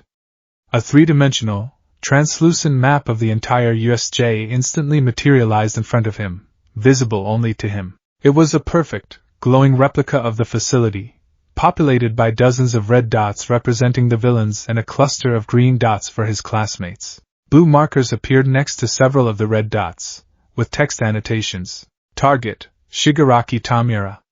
Quirk, decay. Physical contact disintegrates matter. Target, Kurojairi. Quirk, warp gate. Body is composed of a portal-generating fog. Target, Nomu. Multiple quirks detected. Super strength, shock absorption. Further analysis required. 72 low-level threats detected. Quirks vary. Primarily physical enhancement, and simple emitter types. The sheer volume of information was staggering, but his mind, trained for this very purpose, sorted it instantly. He wasn't just a student anymore. He was the command and control center. "Everyone, listen to me." Izuku's voice cut through the panicked whispers of his classmates. It was louder, more commanding than they had ever heard it. They all turned to look at him, their eyes wide. "They're jamming communications," he said, his eyes still scanning the tactical map. "The man covered in hands has a disintegration quirk. Do not let him touch you. The Misty One is their transport. We need to incapacitate him to cut off their entry and escape." Before he could say more, the swirling form of Kurojairi appeared before them, a shadowy, yellow-eyed specter. "It is a pleasure to meet you. We are the League of Villains. We have invited ourselves into this bastion of heroes to say hello. And to put an end to all might." Bakugo and Kirishima, acting on pure instinct, lunged forward, their attacks meeting nothing but mist. "Our business," Kurojairi's voice echoed, "is to scatter you, and torture you to death. His misty form exploded outwards, a dome of darkness that engulfed the students. Izuku felt a sickening, twisting sensation, the feeling of being pulled apart and reassembled. He reached out, his will lashing through the ring. He didn't have time for a complex construct. He needed a shield. An anchor. A simple, powerful sphere of green light erupted around him, pushing back against the warping energy. It wasn't enough to stop it completely, but it seemed to interfere with the process. Instead of being sent to a random, isolated location, he felt his feet hit solid ground near the edge of the dome, right next to the shipwreck zone. He looked up just in time to see the last of his classmates disappear into the warp. He was alone, but only for a moment. He saw two figures splash into the water of the flood zone below, Azuri and Mineta. They were surrounded by villains with aquatic quirks. He didn't hesitate. He willed a sleek, aerodynamic flight platform into existence under his feet and shot towards the water's edge. He had to trust that his other classmates could handle themselves for now. Aizawa was still fighting in the central plaza, but he was getting swarmed. The Nomu was advancing on him. Ring, he commanded as he flew, analyze Kurogyri's warp gate. I need a countermeasure. Find a weakness in the energy frequency. Analyzing. Warp quirk operates on a quantum entanglement principle. High energy, low frequency particles. Vulnerable to specific forms of energy dampening. Constructing theoretical counter-frequency. He reached the edge of the flood zone. The villains in the water were closing in on Azuri and Mineta, who were huddled on the deck of the ship. One villain with a shark-like quirk lunged, its jaws wide. Izuku extended his hand. A massive, complex construct, modeled after a deep-sea submersible, materialized around him. It was complete with external manipulator arms, powerful searchlights, and a propeller. It plunged into the water, silent and swift. He reached the ship in seconds, extending one of the manipulator arms, which opened into a reinforced cage, shielding his friends from the shark villain's attack. Midoriya-chan!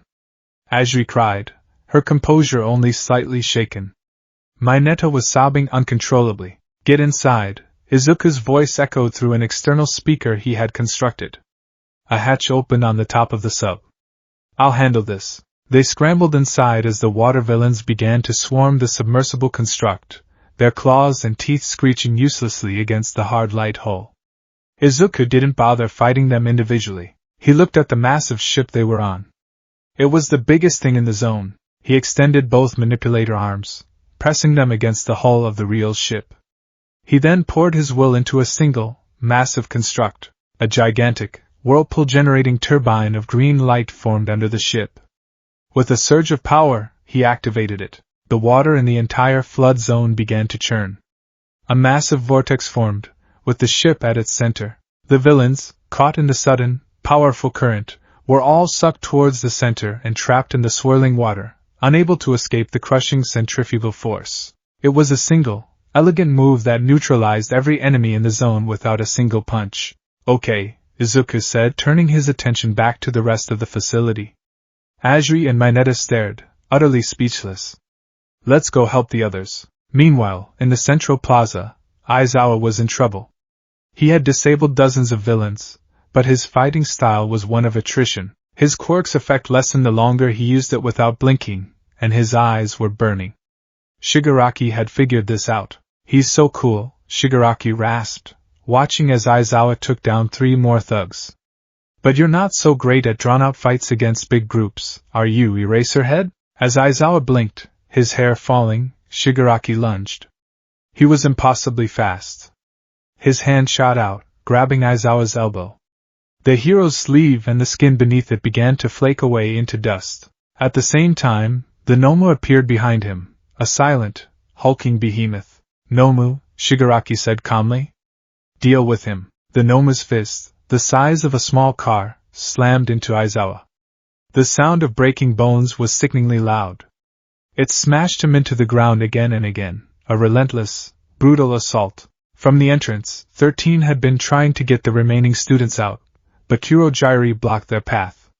The warp villain was too elusive, too intangible. 13 prepared to use their quirk, Black Hole, a dangerous last resort. But Kurogyri was faster, opening a warp gate behind the hero that turned their own devastating power back on them, shredding their suit and gravely injuring them. It was then that Izuku's submersible burst out of the flood zone, landing heavily on the plaza. The hatch flew open and Izuku leaped out, his eyes wide with horror at the scene before him. He saw Aizawa, broken and bleeding, in the Noma's grasp. He saw 13, wounded on the ground. He saw Shigaraki, scratching his neck, a gleeful, psychotic grin on his face. "Oh look," Shigaraki said, his gaze fixing on Izuku. "A new player has entered the game." Izuku knew he couldn't fight the Noma head-on. His skin had indicated super strength and shock absorption. Brute force was what it was designed to counter. And Shigaraki's decay was an instant kill power. He had to be smarter. He had to be a hero. "Kurojairi," Shigaraki ordered. "Kill the boy. He looks annoying." The misty villain surged towards Izuku. This was his chance. "Counter frequency ready," the ring reported. "Deploying construct." Izuku thrust his hand forward. He didn't create a weapon. He created a device. A complex satellite dish of green light, covered in humming, intricate energy nodes, materialized in front of him. It emitted a low, vibrating hum and a wave of invisible energy. As Kurojairi's mist hit the wave, it recoiled as if it had struck a solid wall. The mist began to flicker and destabilize, the edges of his form becoming jagged and distorted. "What is this?" Kurojairi's voice was filled with shock and pain. "My coordinates. They're scrambling." The energy-dampening field was working. It wasn't hurting him, but it was playing havoc with the quantum state of his quirk, making it impossible for him to form stable portals. He was, for the moment, trapped. "Interesting," Shigaraki mused, his grin widening. "You're full of surprises." He turned his attention back to Aizawa. The Noma raised its fist for a final, killing blow. "No!" Izuku screamed. He couldn't get there in time. But he didn't have to. His ring flared with an intensity that dwarfed anything he had done before. A torrent of green light shot past the Nomu, wrapping around Aizawa. It wasn't a cage. It was a suit, a full-body, form-fitting suit of emerald armor, complete with medical stasis functions, materialized around his teacher's broken body. The Noma's fist slammed into the armor with the force of a freight train. The armor cracked under the strain, but it held, absorbing the kinetic energy and protecting Aizawa from the lethal impact. The construct then yanked Aizawa out of the beast's grasp, pulling him a safe distance away. Everything stopped. The remaining low-level villains, Shigaraki, Kurojairi, even the mindless Noma, they all stared at Izuku. This boy hadn't just fought back. He had systematically dismantled their plan. He had neutralized an entire zone of villains, grounded their transportation, and saved their target from certain death, all in the space of about 2 minutes. Shigaraki started to laugh, a dry, rasping sound that was utterly devoid of humor. "Okay. I like you," he said, his red eyes glowing with a manic light. "You're not just some NPC. You're the secret boss. Noma, forget the teacher. Kill him." The Noma turned its blank, horrifying gaze on Izuku. It let out a low, guttural screech and charged, its footsteps shaking the very foundations of the building. It was impossibly fast, crossing the plaza in a blink of an eye. Izuku knew he couldn't dodge. He couldn't block. The ring's analysis was clear. The Noma's shock absorption was on a level he couldn't overpower. Any force he applied would simply be negated. He had to support, not attack. He had to hold on. He had to wait for the one person who could match this monster's power. Just as the Noma's fist was about to connect, the main doors of the USJ were blown off their hinges, reduced to splinters. "Have no fear!" A thunderous, familiar voice bellowed. "For I am here." All Might stood in the doorway, and he was not smiling. His face was a mask of cold, righteous fury. He saw the wounded figures of Aizawa and 13. He saw his terrified students, and he saw the Nomu, about to pulverize young Midoriya. He moved, a blur of red, white and blue. But even he might not be fast enough. "Young Midoriya, hold on!" he roared. Izuku didn't flinch. As the Nomu's fist descended, he thrust both hands forward. He didn't create a shield to block. He created a brace to catch. A massive, complex gauntlet of green light, reinforced with overlapping plates and humming with stabilizing energy, formed around the Noma's fist an instant before it could hit him. It was designed not to stop the force, but to absorb and redirect it. The impact was cataclysmic. Izuku was thrown backwards dozens of feet, his boots carving deep trenches in the concrete floor. The construct around the Noma's fist groaned and buckled, green light flickering wildly under the astronomical pressure. But it held. For one critical second it held, and that was all All Might needed. Carolina. Smash! All Might roared, his cross-chop attack slamming into the Noma's side. The beast was sent flying, crashing into the side of the landslide zone. I'll handle this, young Midoriya, All Might said, standing protectively in front of his student. You did well. You saved them all. Izuku stumbled, his entire body trembling from the mental exertion. The ring was pulsing weakly, its energy reserves taxed to their absolute limit. Warning. Willpower energy at 12%. Recommend ceasing high-level construct creation. No, Izuku gasped, forcing himself to his feet. It can absorb your punches, All Might. Your skin was right. He projected the thought to the ring and, by extension, to Toshinori's mind via a subtle link they had established. Its quirk negates physical impact. All Might's eyes widened slightly. He had felt it. His punch, which should have leveled a city block, had felt like hitting a mattress. Then I'll just have to go beyond. All Might declared. The fight that followed was the stuff of legends. All Might and the Nomu exchanged hundreds of blows in the span of a few seconds, their fists moving so fast they were just blurs, the shockwaves of their impacts tearing the USJ apart. But Izuku was right. The Nomu was taking every single punch, its body regenerating from any superficial damage. All Might was getting slower. His time limit was running out. Steam was beginning to pour from his body. Don't you see, All Might? Shigaraki cackled from the sidelines. Noma was built to kill you. He has shock absorption and super regeneration. He's your perfect counter. Izuku watched, his mind racing, the ring desperately trying to find a solution. Shock absorption has a limit. Everything has a limit. If you can't go through it, you have to overwhelm it. More power, more force. More than 100%. He looked at All Might's arm, the arm that delivered the symbol of peace's legendary smashes. Then he looked at his own ring. He was at 10% energy. He had enough for one more construct. One big one. All Might! He yelled, his voice raw. Push past your limit. I've got your back. All Might heard him. He saw the look of insane, unwavering determination in his successor's eyes. He planted his feet, a renewed fire in his own eyes. A real hero will always find a way to break out of a pinch. He pulled his arm back for one final, all-or-nothing punch.